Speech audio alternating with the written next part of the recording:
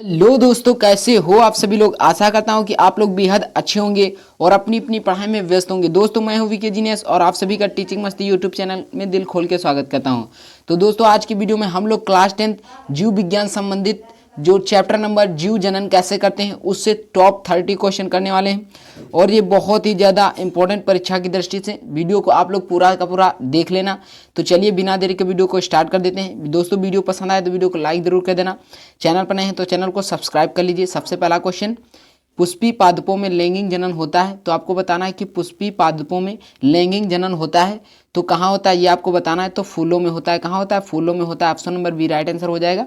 पुष्पी पादपों में लैंगिक जनन होता है फूलों में या फूलों द्वारा होता है। ठीक है, option number B right answer हो जाएगा। चलिए नेक्स्ट क्वेश्चन। नेक्स्ट क्वेश्चन है मादा, ठीक है, मानव मादा के जनन तंत्र का भाग नहीं है। तो आपको बताना है कि मानव मादा के जनन तंत्र का भाग नहीं है। तो देखिए, अंडाशय भी है, गर्भाशय भी है, लेकिन शुक्र वाहिकाएं नहीं है। ठीक है, डिंब वाहिनियां भी हैं, लेकिन शुक्र वाहिका जो है, शुक्र वाहिका ये पुरुष जननांग के लिए, पुरुष जननांग से संबंधित है। ठीक है, पुरुष जननांग से संबंधित है, यानी कि option number C right answer हो जाएगा। यही नहीं है, शुक्र वाहिका नहीं है। ठीक है, चलिए देखते हैं नेक्स्ट क्वेश्चन। नेक्स्ट क्वेश्चन है नर युग्म एवं मादा युग्म के संगलन को क्या कहते हैं। ठीक है, तो क्या कहते हैं ये आपको बताना है कि नर युग्म एवं मादा युग्म के संगलन को क्या कहते हैं। बौनापन कहते हैं। ठीक है, बौनापन कहते हैं। Option number B right answer हो जाएगा, बौनापन कहते हैं। चलिए देखते हैं नेक्स्ट क्वेश्चन। नेक्स्ट क्वेश्चन है निम्नलिखित में से कौन एक लिंगी पादप का उदाहरण है। ठीक है, एक लिंगी पादप का उदाहरण का पूछ रहा है तो कौन सा है। देखिए, सरसों भी दो लिंगी है, गुड़हल भी, लेकिन पपीता कौन सा है, एक लिंगी है। ठीक है, तो आपसे पूछेगा परीक्षा में निम्नलिखित में से कौन एक लिंगी पादप का उदाहरण है।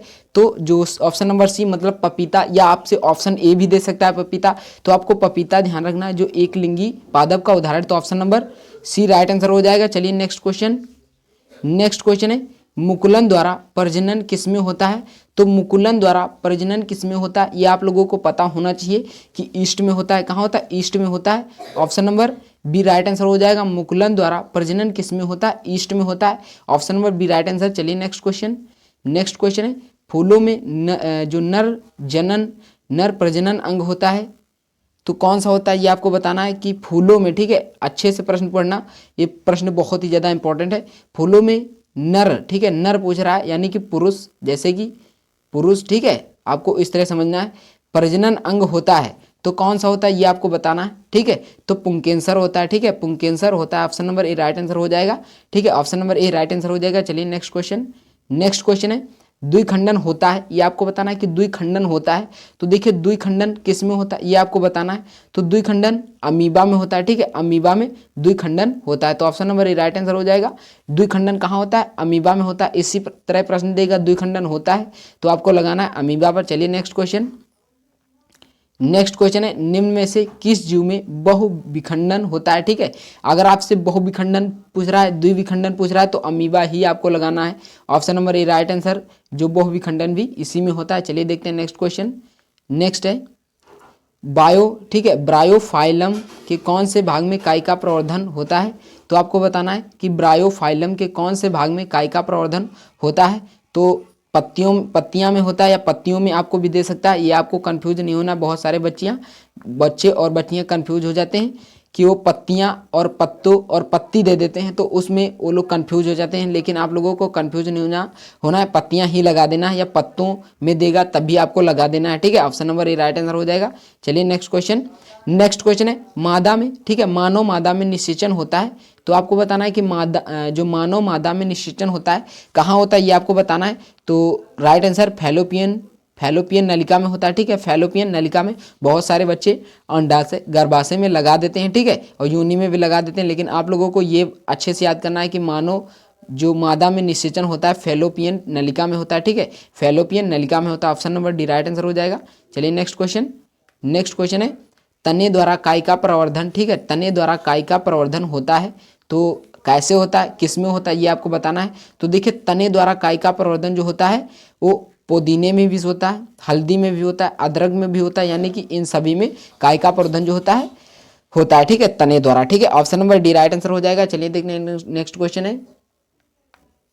नेक्स्ट क्वेश्चन है हमारा खंडन द्वारा जनन होता है, तो आपको बताना है खंडन द्वारा, ठीक है, खंडन द्वारा जनन होता है, किसमें होता है, तो सितारा मछली में होता है, ठीक है, सितारा मछली में, आप लोगों ने सुना भी होगा सितारा मछली, उसमें खंडन द्वारा प्रजनन होता है, ठीक है, सितारा सितारे की तरह मछली होती है तो उसमें खंडन द्वारा होता है, ठीक है। चलिए देखते हैं नेक्स्ट क्वेश्चन। नेक्स्ट क्वेश्चन है कायिका प्रवर्धन, ठीक है, जो कायिका प्रवर्धन है संभव है, किसमें संभव है ये आपको बताना है। तो कायिका प्रवर्धन देखिए जड़ों द्वारा भी संभव है, तना भी द्वारा भी संभव है, यानी कि पत्ती द्वारा भी संभव है, यानी कि उपरोक्त सभी द्वारा संभव। आपको परीक्षा में जड़ों द्वारा भी देगा, तनों द्वारा भी देगा, पत्तियों द्वारा भी देगा, तो आप लोगों को कंफ्यूज नहीं होना है, ठीक है। तो option number D right answer हो जाएगा, कायिका प्रवर्धन संभव है जड़, तना, पत्ती दोनों तीनों द्वारा, ठीक है। चलिए देखते हैं नेक्स्ट क्वेश्चन। नेक्स्ट क्वेश्चन है तने पर अपस्थानिक कलियां पाई जाती हैं, तो आपको बताना है कि तने पर अपस्थानिक कलियां पाई जाती हैं किस पौधे में पाई जाती हैं, ये आपको बताना है। तो देखिए तने पर अपस्थानिक कलिकाएं पाई जाती हैं आलू में, ठीक है। आलू जब आप लोगों ने लाए होंगे बाजार से तो आप लोगों ने देखा होगा उस पर छिद्र होते हैं, ठीक है, छोटे छोटे, तो आलू में, ठीक है, तनों पर अपस्थानिक कलिकाएं पाई जाती हैं, तो option number B right answer हो जाएगा। चलिए देखते हैं नेक्स्ट क्वेश्चन। नेक्स्ट क्वेश्चन है मुकुलन द्वारा आलिंगिक जनन होता है, ठीक है, अच्छे से क्वेश्चन पढ़ना, स्टार बनाने योग्य ये क्वेश्चन है और इम्पोर्टेंट बहुत ज़्यादा है कि मुकुलन द्वारा आलिंगिक जनन होता है। तो देखिए मुकुलन द्वारा आलिंगिक जनन होता है किसमें, हाइड्रा में होता है, ठीक है। अभी आप लोग कंफ्यूज होने वाले हैं कि मुकुलन द्वारा आलिंगिक जनन होता है हाइड्रा में होता है, ठीक है। चलिए देखते हैं इसका right answer option number A hydra. चलिए देखते हैं नेक्स्ट क्वेश्चन। नेक्स्ट क्वेश्चन है आलिंगिक जनन द्वारा जो आलिंगिक जनन मुकुलन द्वारा होता है, अभी जो दिया था मुकुलन द्वारा आलिंगिक जनन होता है, अब दे रहा है आलिंगिक जनन मुकुलन द्वारा होता है, तो इसमें कौन सा होता है, इसमें अमीबा में होता है, ठीक है, अमीबा में होता है, ठीक है। आप लोगों को इसमें कंफ्यूज नहीं होना है, बहुत सारे बच्चे कंफ्यूज हो जाते हैं। एक बार फिर से मैं आपको दूसरा उस वाला क्वेश्चन रिपीट कराता हूँ। देखिए इसमें क्या दिया था, मुकुलन द्वारा आलिंगिक जनन होता है, ठीक है, तो ये हाइड्रा में होता है, अच्छे से याद कर लिए, मुकुलन द्वारा जब आलिंगिक जनन होगा तो हाइड्रा में होगा। और जो नेक्स्ट क्वेश्चन है इसमें आलिंगिक जनन मुकुलन द्वारा होता है, ठीक है, आलिंगिक जनन मुकुलन द्वारा होता है तो ये अमीबा में होता है, ठीक है, अमीबा में होता है। Option number A right answer हो जाएगा। चलिए नेक्स्ट क्वेश्चन भी देखते हैं कौन सा है। नेक्स्ट क्वेश्चन है निम्न में से कौन मानव में मादा जनन तंत्र का भाग नहीं है, तो आपको बताना है मानव मादा, ठीक है, मादा की बात पूछ रहा है यानी कि स्त्री, ठीक है, स्त्री पूछ रहा है, ठीक है, ये आप लोगों महिला यानी कि फीमेल, ठीक है, ये आपको अच्छे से याद करना है। तो निम्न में से कौन मानव में मादा जनन तंत्र का भाग नहीं है, तो देखिए शुक्रवाहिका नहीं, मैंने भी बताया अंडाशय, गर्भाशय, डिंबवाहिनियां भी सभी हैं, लेकिन जो शुक्रवाहिका नहीं है पुरुषों संबंधित है, ठीक है, पुरुषों संबंधित है, तो option number C right answer हो जाएगा। चलिए नेक्स्ट क्वेश्चन है पराग कोष में होते हैं, तो पराग कोष में क्या होते हैं ये आपको बताना है। देखिए पराग कोष में परागण होते हैं, ठीक है, option number D right answer. आप लोगों से परीक्षा में इसी तरह पूछेगा, पराग कोष में होते हैं तो परागण आपको लगा देना है, option number D right answer. चलिए नेक्स्ट क्वेश्चन। नेक्स्ट है गतिशील जनन कोशिका को नर युग्मक जिस जनन कोशिका में भोजन का भंडार संचित होता है उसे क्या कहते हैं, तो आप लोग इसे थोड़ा लेंथी सवाल है, इसे थोड़ा अच्छे से पढ़िए। गतिशील जनन कोशिका को, ठीक है, को नर युग्मक तथा जिस जनन कोशिका में भोजन का भंडार संचित होता है उसे क्या कहते हैं, तो उसे मादा युग्मक कहते हैं, ठीक है, option number D right answer मादा युग्मक कहते हैं, तो option number D right answer हो जाएगा। चलिए नेक्स्ट क्वेश्चन एड्स रोग का प्रमुख कारण है, तो एड्स रोग का प्रमुख कारण क्या है ये आपको बताना है। तो इसका जो प्रमुख कारण है असुरक्षित यौन संपर्क, ठीक है, असुरक्षित यौन संपर्क is right answer, option number A right answer हो जाएगा। चलिए देखते हैं नेक्स्ट क्वेश्चन। जो नेक्स्ट क्वेश्चन है पंखुड़ियाँ, ठीक है, पंखुड़ियों का रंग अधिकतर है, तो आपको बताना है पंखुड़ियों का रंग अधिकतर होता है। देखिए पौधों की बात हो रही है यहाँ पर, ठीक है, पौधों की बात हो रही है, किसकी बात हो रही है, पौधों की बात हो रही है। जो पौधों में पंखुड़ियों का रंग अधिकतर होता है तो हरा ही होता है, आप लोगों ने देखा होगा क्या होता है, हरा ही होता है, तो option number B right answer हो जाएगा। चलिए नेक्स्ट क्वेश्चन है फूलों का कौन सा भाग फल में बदलता है, तो फूलों का कौन सा भाग, ठीक है, फल में बदल जाता है, तो फूलों का जो अंडाशय जो होता है वो फल में बदल जाता है। फूलों का कौन सा भाग फल में बदलता है, तो फूलों का अंडाशय वाला भाग फल में बदल जाता है, ठीक है। चलिए देखते हैं next question, option number C इसका राइट आंसर होगा। नेक्स्ट क्वेश्चन भ्रूण के जिस भाग से तना पत्तियां बनती हैं उसे क्या कहते हैं, तो उसे प्रांकुर कहते हैं। ठीक है, प्रांकुर कहते हैं। इंपॉर्टेंट प्रश्न है, परीक्षा में बहुत बार पूछा भी जा चुका है। ठीक है, प्रांकुर कहते हैं। भ्रूण के जिस भाग से तना पत्तियां बनती हैं उसे क्या कहते हैं, प्रांकुर कहते हैं। Option number B right answer हो जाएगा। चलिए नेक्स्ट क्वेश्चन। नेक्स्ट, एकल जीवी में प्रजनन की विधि है, तो एकल जीवी में जो प्रजनन की विधि है वो क्या है, उसका नाम बताना है। तो देखिए, खंडन भी है, विखंडन भी है, बीजाणु महासंघ भी, यानी कि उपरोक्त सभी, यानी कि ये सभी। तो right answer option number D हो जाएगा। चलिए देखते हैं नेक्स्ट क्वेश्चन। नेक्स्ट क्वेश्चन है, लैंगिक जनन में आवश्यकता होती है, तो लैंगिक जनन में जब आवश्यकता होती है तो नर एवं स्त्री दोनों जननांगों की आवश्यकता होती है। ठीक है, हाँ, तो option number C right answer हो जाएगा। लैंगिक जनन में आवश्यकता होती है, नर एवं स्त्री जननांग दोनों की होती है। अगर आलिंगिक की बात करें तो एक ही होगी। ठीक है, एक होता है उसमें। चलिए देखते हैं नेक्स्ट क्वेश्चन। नेक्स्ट क्वेश्चन है, पुंकेसर पुष्प का कौन सा जननांग है, तो देखिए पुंकेसर मैंने अभी बताया ना, पुंकेसर जो है पुष्प का कौन सा जननांग है, तो नर जननांग है। ठीक है, नर जननांग है। ठीक है, option number A right answer हो जाएगा। चलिए नेक्स्ट क्वेश्चन।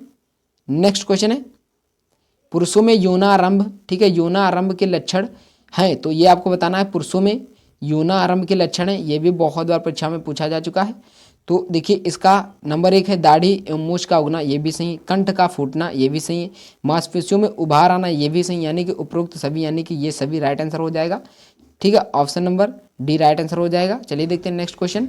नेक्स्ट क्वेश्चन, स्त्रियों में यौनारंभ के लक्षण है, तो देखिए स्तनों की वृद्धि, नितांबों का उभरना, रजोधर्म का प्रारंभ, ठीक है, ये सभी हैं, यानी कि option number D right answer हो जाएगा। अच्छे से याद कर लीजिए, क्वेश्चन बहुत ही ज़्यादा इंपॉर्टेंट है और कई बार परीक्षाओं में पूछा भी जा चुका है। चलिए देखते हैं नेक्स्ट क्वेश्चन। नेक्स्ट क्वेश्चन है, मनुष्य में नर जननांग निम्नलिखित में से कौन है, तो ये आपको बताना है कि मनुष्य में नर जननांग निम्नलिखित में से कौन है, तो देखिए शुक्रवाहिका है। ठीक है, शुक्रवाहिका, वृषण, मूत्रमार्ग या मूत्रवाहिनियां, ये सभी हैं। ठीक है, option number D right answer हो जाएगा। ठीक है, option number D right answer, ये सभी वृषण, शुक्रवाहिका, मूत्रमार्ग सभी हैं। ठीक है, चलिए देखते हैं नेक्स्ट क्वेश्चन। नेक्स्ट क्वेश्चन और लास्ट क्वेश्चन है, शुक्राणुओं का मोचन कहाँ होता है, तो शुक्राणुओं का जो मोचन होता है कहाँ होता है, ये आपको बताना है। तो देखिए, शुक्राणुओं का जो मोचन होता है वो शुक्रवाहिका में होता है। ठीक है, शुक्रवाहिका में होता है। तो option number B right answer हो जाएगा। शुक्राणुओं का मोचन कहाँ होता है, ये भी क्वेश्चन बहुत बार परीक्षाओं में पूछा जा चुका है, तो ये शुक्रवाहिका में होता है। तो दोस्तों, वीडियो कैसा लगा कमेंट बॉक्स में जरूर बताना। वीडियो पसंद आया तो वीडियो को लाइक कर देना, चैनल पर नहीं है तो चैनल को सब्सक्राइब कर लीजिए। मिलते हैं इसी तरह के नेक्स्ट वीडियो में, तब तक के लिए खुश रहें, मस्त रहें और अपनी अपनी पढ़ाई में व्यस्त रहें। जय हिंद, वंदे मातरम।